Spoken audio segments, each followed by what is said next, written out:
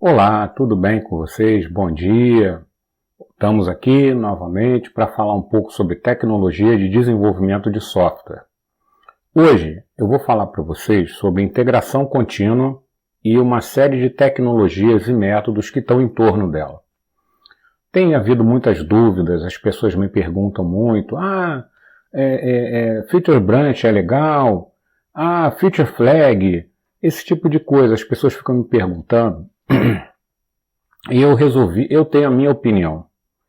Mas opinião é uma coisa que você tem que tomar com muito cuidado, que as opiniões são formadas ao longo das experiências. E uma coisa que eu aprendi é, cada situação tem a sua melhor alternativa. Todas as alternativas que vocês pegarem vão ter prós e contras.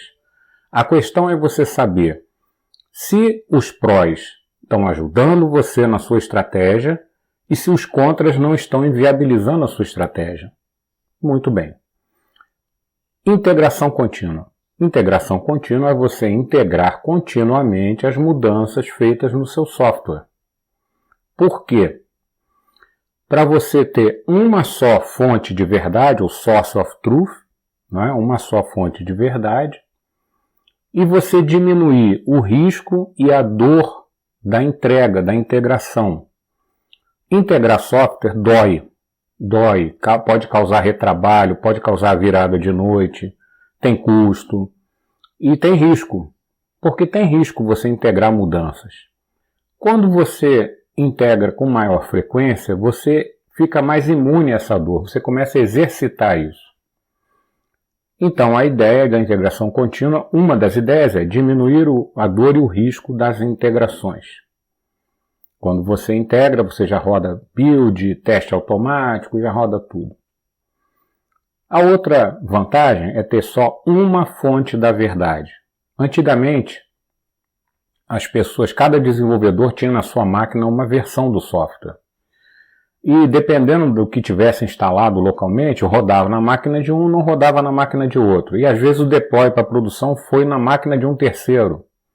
E os componentes que estavam lá não eram aqueles que deveriam estar. E acaba quebrando em produção, ou causando problema, ou até mesmo malwares instalados, esse tipo de coisa. Para evitar esse problema é que foi pensada na integração contínua, um servidor de build, onde você joga o seu software, integra com o que já foi feito, roda os testes automatizados e produz o executável final para ser distribuído. Isso é integração contínua. Tá? Ela é também chamada de Trunk-Based Development. Trunk é porta-malas, né? É quando você só tem um branch. Você tem o branch main, antigamente era chamado de master, né? Mas é o único branch que você tem da sua aplicação. Todo o seu código está lá, sua fonte da verdade está lá. Então você vai alterando diretamente em cima desse main. Vai integrando suas alterações e testando em cima do main. Se alguma coisa quebrar, tem que ser consertado imediatamente. Quando você acha que já está legal, você marca aquele ponto com um tag. Olha, integrei minhas alterações, está funcionando. Tag. E aí vai fazendo, outro tag. Então você consegue fazer deploy baseado em tag. Não, eu quero fazer deploy dessa versão aqui. Não, agora eu quero dessa. Mas o código é o mesmo. Alguns dizem que desenvolver assim é difícil, tá? Que isso é complicado de gerir, né? Porque você vai integrar código que ainda não está pronto totalmente no seu código principal, que isso pode gerar um problema. Bom, aí algumas pessoas começaram a criar os branches, é chamado Branch-Based Development. O main, ou o trunk, não é mais a única fonte da verdade, tá? Ele tem, vamos dizer assim, a última versão estável do código. E você pode ter um branch chamado development, um branch de desenvolvimento, onde as pessoas vão integrando suas alterações ali e no final integram o desenvolvimento ao main. É uma forma de desenvolver. Tem prós e tem contras. O principal contra é você deixa de ter uma única fonte da verdade. Tá? Você deixa de ter uma única fonte da verdade. E você não está integrando o código, você está integrando num branch de desenvolvimento. Quando esse código todo for ser integrado no branch principal, vai ter dor, vai ter risco e vai ter retrabalho. Então você está abrindo mão de uma coisa por outra. Está diminuindo o risco de ter problemas na sua produção, porque você está integrando diretamente no main, mas ao mesmo tempo vai ter que integrar um monte de coisas no main. Isso é chamado long-lived branch, branch de longa duração. Uma outra alternativa que surgiu foi o Feature-Based Development, ou Feature Branches. Você cria um branch para cada feature que você está implementando. Tá? Normalmente você tem um branch main, você tem um branch development e você tem um branch para cada feature. Conforme a feature vai ficando pronta, ela é integrada ao desenvolvimento. Quando você tem branch based development, você clona, você baixa que repositório? Boa pergunta, né? O main? Não, porque o main não vai ter as alterações. O development? Talvez você baixe o development, mas se você precisar de alguma coisa que está sendo feita, talvez você tenha que baixar o feature branch. Então, quanto mais branches você cria, mais fontes da verdade você tem. Qual dessas fontes da verdade você vai usar? Né? E tem um outro problema também. A dor da integração é muito maior. Você tem que integrar o development, aí tem que fazer um pull request, e depois tem que integrar o development ao main, fazendo pull request. E as integrações são baseadas em merge. E aí você sabe como é um merge em um repositório de código. Pode ter coisas incompatíveis. Quando você tem um branch de longa duração, seja ele o development, ou um feature branch, ou até mesmo um branch baseado em issue do Jira, tá? As pessoas podem ter isso. Você tem um branch de longa duração, que é uma outra fonte da verdade do seu código, enquanto seu código está sendo mantido por outras pessoas. Outras fontes da verdade vão surgir. E aí o que pode acontecer? Dor e risco de integração. Mas você tem que começar a conviver com isso. E como é que eu posso, se eu uso Trunk-Based Development, eu tenho só o main, tem coisas que se eu jogar no main, não vão funcionar porque tem outras partes do código que ainda não estão prontas. Ok. Você deveria fazer um desenvolvimento mais hermético, mais estanque, para que você pudesse entregar o seu software em pedacinhos. Mas muita gente não trabalha dessa maneira. Então, qual é a alternativa? Aí surgiram com o tal do Feature Flag. Né? Feature Flag é um marcador que ele só executa aquela parte do código, ou só coloca disponível aquela parte do código, se esse marcador for positivo, por exemplo. A maneira mais simples e que a maioria das equipes implementa tem um arquivo de property, ele lê o property, se for true, os ifs dentro da aplicação vão permitir executar os outros blocos. Se for false, não deixam executar. Essa é a maneira mais simples e é a maneira que as equipes implementam por aí. Empresa estrangeira também. Feature Flag é um flag que está num arquivo de propriedades que você lê e um if dentro do seu código decide se vai executar aquela parte ou não. E você ativa o Feature Flag quando tudo estiver pronto. Feature Flag é uma ideia que pode funcionar quando você tem Trunk-Based Development. Que você tem coisas no main, no trunk, que você não pode ativar ainda porque o resto do qual ele depende não está pronto. Mas tem gente que usa Feature Flag com Branch-Based Development também, o que eu vejo como uma situação complicada. Porque o Feature Flag é algo que você está rodando, mas não está rodando. É como se você tivesse um código morto dentro do seu código. Pior, ele não está morto, ele não está comentado, ele pode passar a ser executado dependendo de uma pequena mudança.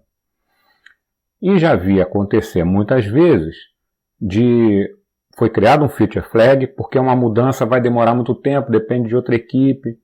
O tempo passou, aquilo já foi até esquecido, mas o feature flag está lá. Muda a equipe, entra outra pessoa, o que esse feature flag está fazendo aqui? Eu vou tirar isso daqui, aí o código quebra. Ou alguém esquece e ativa. Está entendendo onde eu estou chegando, onde eu quero chegar? Feature flag, além de aumentar a complexidade ciclomática do teu software, ele é um risco embutido no teu software. Ele é como se você tivesse código morto ou inativado dentro do teu software, que pode ser ativado a qualquer momento. Mas se você tiver que usar feature flag, prefira soluções extrínsecas, frameworks que não dependam de você colocar if no seu programa. Por exemplo, se o feature flag for ativado, determinada classe é substituída por outra. A classe inteira, não importa que é só um método que mudou, mas você não vai ter if dentro do seu código. Tem o FF4J se você usa Java, e várias linguagens têm frameworks de feature flag que são extrínsecos, ou seja, você tem uma anotação ou alguma coisa que você faz, mas você não altera o código fonte. Tá? Isso é configurável externamente. Essa é a melhor alternativa se você realmente quiser insistir em usar feature flag. Só faz sentido em Trunk-Based Development. Quando você tem Branch-Based Development, se você precisa de feature flag, você provavelmente está usando errado. Você deveria criar um branch para isso. Ah, mas vai demorar um ano para os outros fazerem. Então não faz alteração.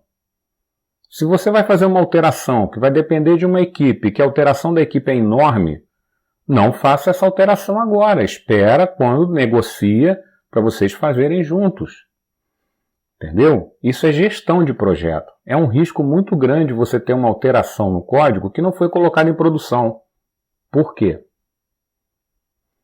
Exatamente, se você respondeu que as coisas mudam, é exatamente isso. Você fez uma alteração hoje, daqui a 3 meses o feature flag não foi ativado. Daqui a 3 meses esse código não sofreu mudanças? Sofreu. Elas podem ter impactado aquela do feature flag? Podem. E quando você ativar o feature flag, será que vai tudo funcionar do mesmo jeito? Não sabemos. Então são essas coisas todas que existem por aí que se fala muito, né? Trunk-Based Development, Branch-Based Development, Feature Branch, né? Que são 3 coisas diferentes. Trunk-Based Development é a integração contínua clássica, onde as alterações são integradas rapidamente no main e vamos embora. Branch-Based Development é quando você tem, por exemplo, um branch de desenvolvimento e um branch main. Feature-Based Development é quando você vai criando branches para suas features separadas. Nenhuma dessas soluções é boa ou ruim. Elas são boas ou ruins dependendo de como você vai desenvolver o seu sistema, do modelo de negócio, da frequência de atualizações, da complexidade do código, de uma série de fatores. E tem outra coisa também que causa muita discussão, que é o tal do monorepo. Não é? Muita gente defende monorepo. O que é monorepo? Monorepo é o seguinte, o seu código todo, não importa quantos projetos você tem separados, quantas camadas você tem separado, tudo aquilo fica no mesmo repositório. Você pode ter aplicação móvel, website, back-end, é tudo no mesmo repositório. Todo mundo enxerga o código todo, todos os repositórios. Não tem repositórios, é um repositório só. Muita gente vê vantagem nisso. A primeira vantagem é a integração da equipe. Todos têm visibilidade de tudo. Você simplifica a gestão de dependências. As dependências estão todas ali. Você quer saber como é que o front-end está enxergando alguma coisa? Você tem o front-end ali. Você não precisa perguntar para as pessoas. Tá? Fica uma maravilha.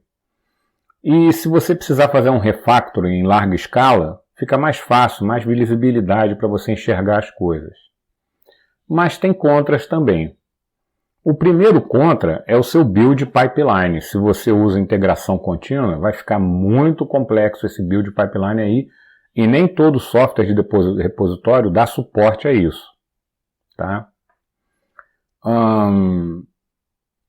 Você tem também as ferramentas disponibilizadas para a sua gestão de configuração. Nem sempre elas podem suportar todas as características juntas num único repositório.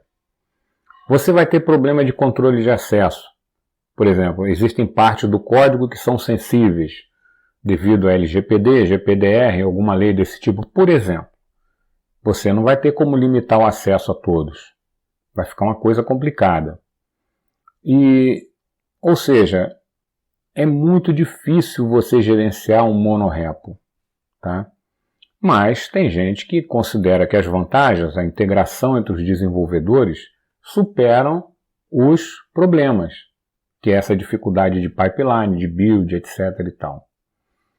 Então a gente falou aqui sobre integração contínua, sobre trunk-based development, sobre branch-based development, sobre feature development, sobre feature flag, que é um flag para controlar se partes do seu código serão executadas ou não, e sobre monorepo. A mensagem que eu queria deixar para vocês é: todas essas tecnologias têm prós e contras. E você tem que analisar com muito cuidado qual é a aplicabilidade no seu projeto.